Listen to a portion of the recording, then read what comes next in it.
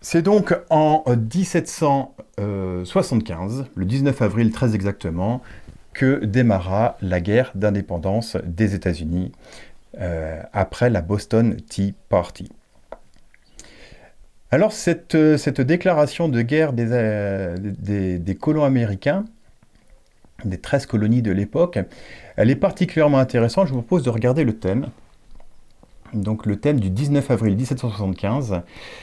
Parce que la répartition planétaire, et notamment la présence d'une conjonction, est intéressante. On a une conjonction impliquante entre Jupiter et Uranus, mais surtout, ce qui va être marquant dans ce début de guerre, c'est l'irruption d'Uranus dans le signe des Gémeaux.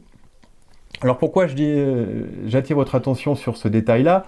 Déjà parce qu'Uranus ne change pas de signe tous les jours, hein, cela va de soi, mais surtout parce que ça va nous permettre de pouvoir travailler sur le symbolisme américain et notamment sur le thème, le thème de naissance, le ciel de naissance de la nation américaine. Vous le savez tous, sur la tablette que porte la Statue de la Liberté est inscrite une date, le 4 juillet 1776. C'est la date officielle de la déclaration d'indépendance des 13 colonies américaines à l'égard de la couronne britannique. La difficulté pour l'astrologue, c'est évidemment de définir l'heure. Alors quel est le thème qui va vraiment présider au destin de la nation américaine? Et sur ce sujet, il y a quantité de débats encore aujourd'hui. On peut même recenser presque une cinquantaine de thèmes différents pour cette déclaration d'indépendance. Sachant que la véritable déclaration d'indépendance, en fait, dans la réalité et dans les faits historiques, a été votée le 2 juillet, c'est-à-dire 2 jours avant. Et pourtant, la date qui a été retenue, c'est celle du 4 juillet.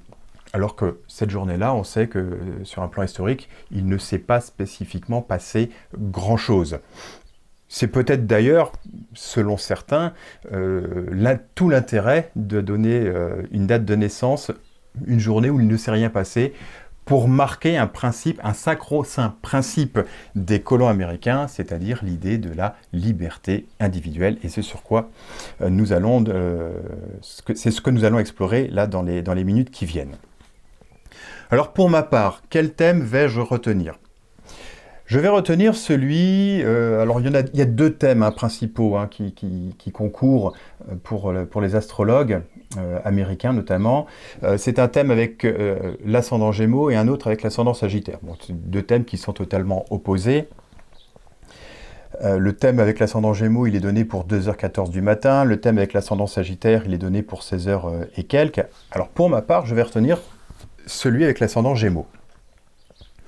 Alors, il semblerait quand même que dans les faits, il s'est passé quelque chose à 2h du matin et qu'il y aurait eu un accord définitif sur la rédaction, l'ultime rédaction avant qu'elle soit portée en imprimerie et que cette décision ait été prise à 2h du matin. Ça, c'est dans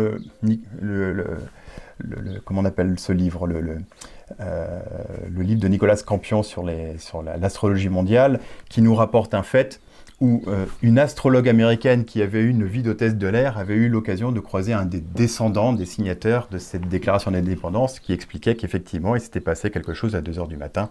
Bon, peu importe. Moi, ce qui m'intéresse dans ce thème de 2h du matin, cet ascendant Gémeaux, on le regarde sur la carte, c'est la présence d'Uranus exactement positionné sur l'ascendant. Et je trouve qu'il y a quand même un très très joli écho avec le début de la guerre d'indépendance américaine en 1775, au moment où Uranus faisait son entrée dans le signe du Gémeaux. Petite parenthèse, ce thème fonctionne très bien, tout autant d'ailleurs que celui avec l'ascendant Sagittaire, puisque vous savez que en 2001, au moment de l'attentat du World Trade Center, Jupiter et Pluton étaient sur l'horizon que ce soit l'ascendant Gémeaux ou l'ascendant Sagittaire. On est sur le même axe d'horizon. Voilà. Donc, c'est pas le débat de savoir quel est le meilleur thème. pour mon propos, c'est celui que je vais utiliser parce que la symbolique uranienne, vous allez le voir, elle est particulièrement intéressante.